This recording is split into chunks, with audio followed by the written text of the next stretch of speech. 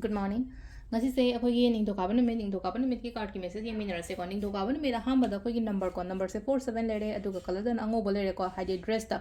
thaba important obe lai ko le na khala ga di ango bugum ba kai gum da mana se laga chapi ko adu ga amana chak thong boda na khoi na hapa ya ba se white color gi chaba ya ba pod white color gi chaba ya ba pod haina haira ga di sangom ni khang di chini ni khang di maming yo na kitang happy ba ko admai tor ga ma lere ko adu ango ba dress se pa ko da gi hapta gi hobo no menina haide khoi na cinnamon gum ba kai gum ba dum lai na ko khota ga hapa ga blow tokshan do khochan ba yum lom da natraga ai gi dukan lom da admai tor ga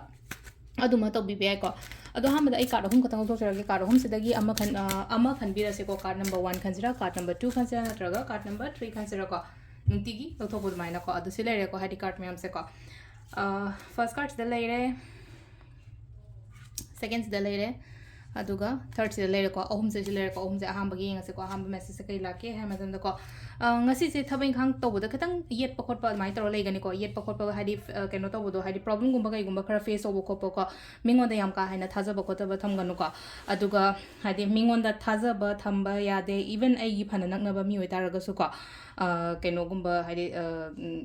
trust to ganu hai ko se ko aduga silai na ko अखोगी कनो ngasi gi na ko hadi angang ba gumba orange gumba kai gumba se set kano ko light oi color gumba se set piyo ko number 2 khan manga yenga se ko number 2 gi na silen se ko no ba hadi wakhal myam ma lak pe ko hadi thabak to bodo oiro amado oiro new ideas gumba kai gumba yam lai ko sida aduga amana silen na ko aina keno to bone na khala se ai se suppose ai dukan magi mapune na traga business magi mapune na khale taraga di hadi mi sing da phajana guide tawra kholaga thabai khang to hon bibo kholon bibo ko ado sidana amung lai no ko hadi red hai che ko red color gi shade ama kai madum shade lon hai ko sida number 2 khan bangai yu na haraga di crystal dana citrine gumba clear quartz gumba kai gumba mai shina bi ai ko aduga number 3 ko number 3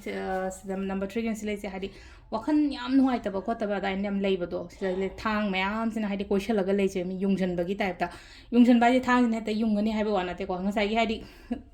hadi atho bo pon mayam ma lerga ai mai da phama laga thamaga di matha sa gani na ko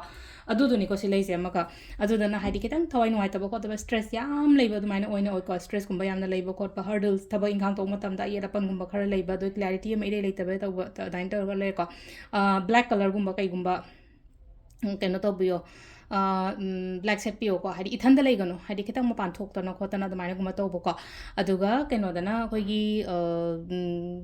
crystal na red color gi crystal gumba sibiyo ko red carnelian gumba red jasper gumba garnet gumba kai gumba mai to ga sisina akhoi gi keno le ko hadi card ki message le timing sa pe ding minara se timing sina pung manga ga minute kun thanga de na tare ka minute hum phong le ko adi ni pan ga minute kun thama thoi de na mapan ga minute yang khai ni pan phong le ko adagi mu baro ga minute yang khai mari dagina pung taru ka minute yang khai phong le de pung mapan ga minute yang khai mai de na trama thoi ga minute kun taru phong le ko aduga